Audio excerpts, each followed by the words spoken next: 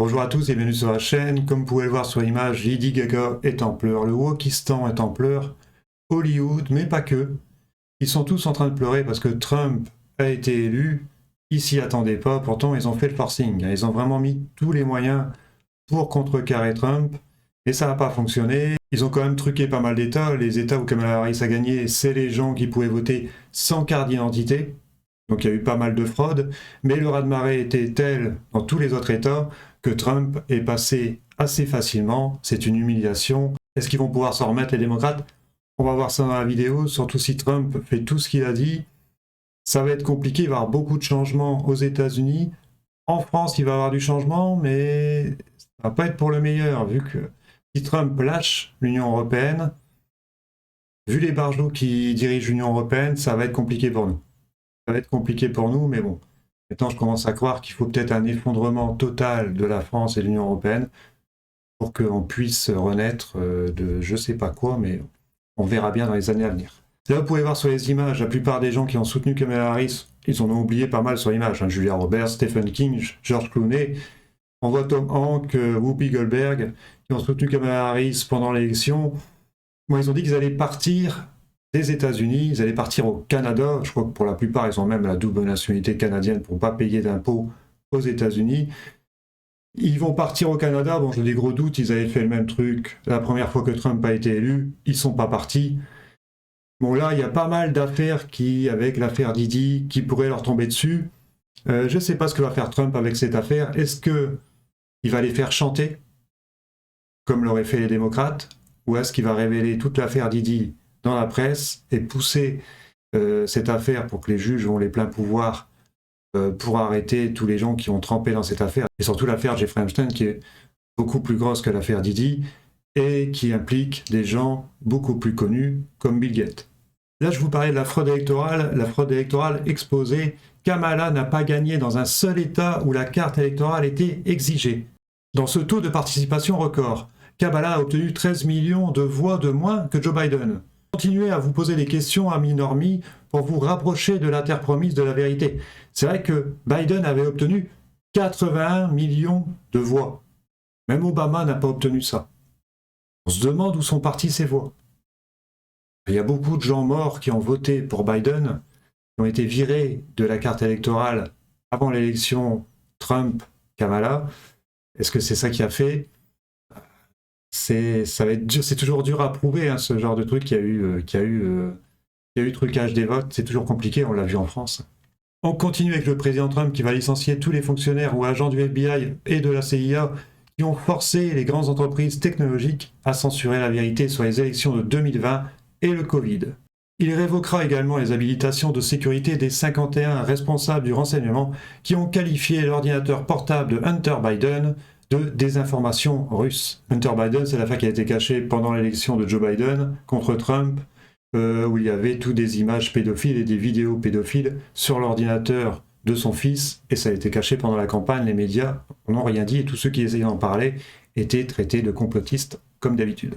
Dès le premier jour à la Maison-Blanche, le président Trump va signer un ordre exécutif pour mettre fin à tous les mouvements woke dans le système scolaire et à la mutation chimique pour les mineurs qui veulent changer de sexe. Ça pourrait être le cas en France, parce que ça nous coûte un bras, ça, en France.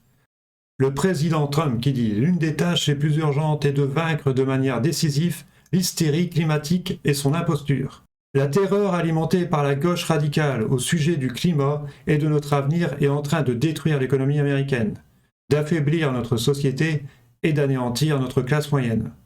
Cela nous fait vraiment du tort. Nous devons vaincre les imposteurs du climat une bonne fois pour toutes. » Ils nous font un président comme ça. On continue avec Florian Philippot. Ça y est, Robert Kennedy Jr. se met au travail pour nettoyer le secteur de la santé. Et c'est déjà du très lourd. Les corrompus peuvent trembler.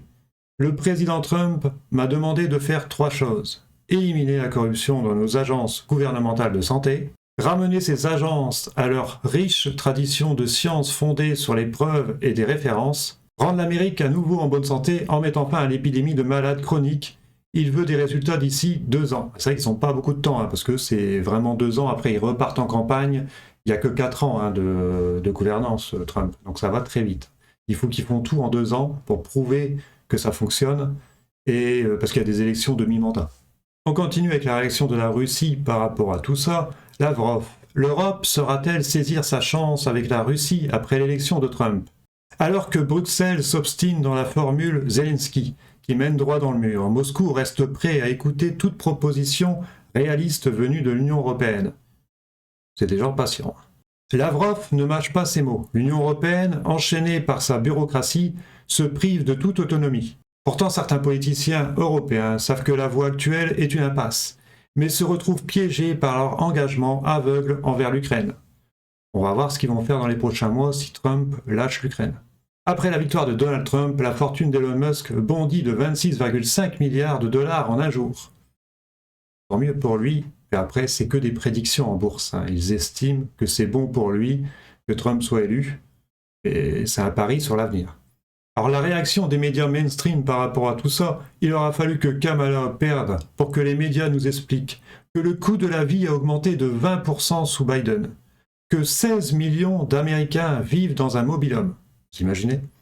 Que Kamala ne proposait rien, ça on l'avait compris, il suffisait de l'écouter. Dès que le prompteur s'arrêtait, elle n'avait plus rien à dire. On comprend mieux, ça aurait été mieux de nous le dire avant. Je pense que les éveillés le savaient déjà, l'avaient compris pendant la campagne, pour ceux qui sont intéressés à la campagne américaine. Là, on revient sur la fraude qui a eu lieu en 2020 avec Biden, les résultats des démocrates lors des élections présidentielles. Obama en 2008, 69 millions de votes pour lui.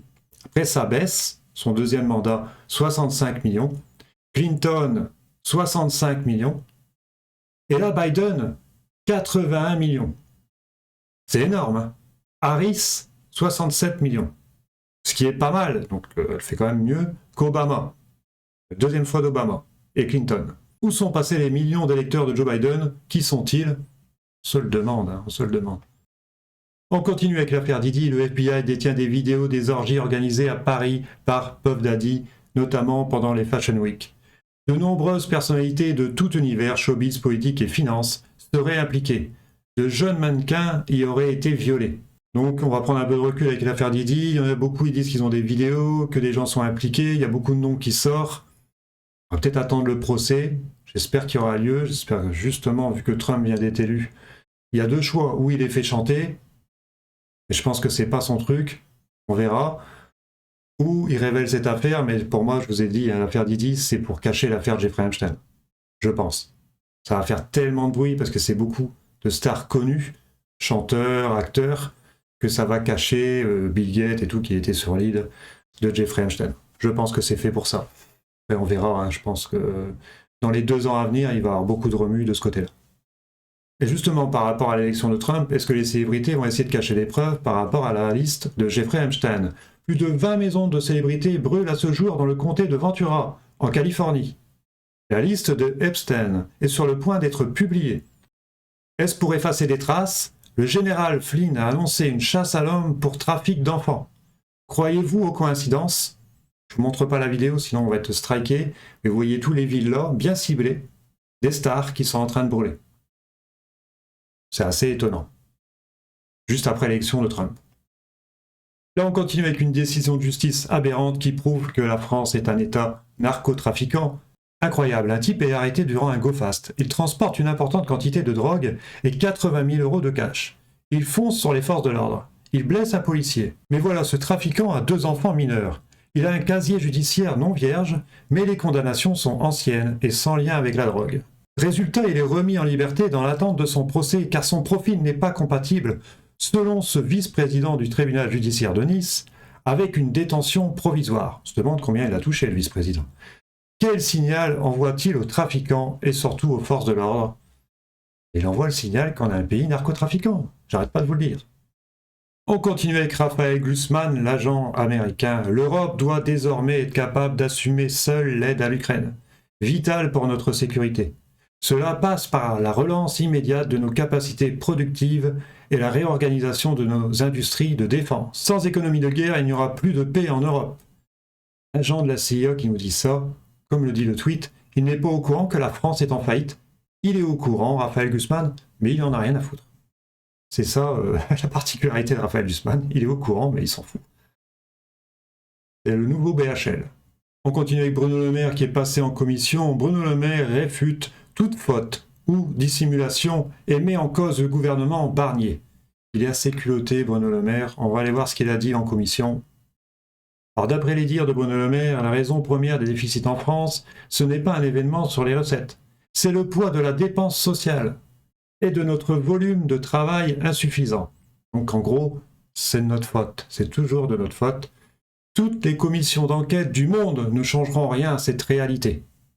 D'après Bruno Le Maire. Donc en gros, il dit, vous pouvez faire ce que vous voulez, c'est pas de ma faute. L'audition de Bruno Le Maire au Sénat est lunaire. Il détourne les questions, ment, se défausse et se pose en victime. C'est un concentré de Macronie. On va écouter 5 minutes cet escroc. Même pas 5 minutes, une petite minute. J'ai entendu pendant des mois. Pour vous dire comment il esquive les questions. Ça avait raconté n'importe quoi. Et ce n'est pas un jugement sur vous, hein, que les choses soient bien claires. Que dès l'automne, il savait qu'il a trompé pour ne pas donner ma vérité. Pièce à l'appui. Et ma vérité, c'est jusque fin novembre 2023, tout était parfaitement en ligne pour tenir nos objectifs de finances publiques. Donc je me permettais juste ce petit arrêt sur image et je vais avancer. Regardez, écoutez bien. Pour 2024. Pour 2024, Écoutez je bascule sur 2024. Merci. Alors pour basculer sur 2024, je m'autorise quand même un tout petit retour sur cette fameuse note. Qui ne veut pas répondre à la question, quoi, en fait. Quand il lui demande pour 2024 qu'est-ce qui s'est passé, à chaque fois il revient en arrière. En plus, il y a ce petit sourire narquois.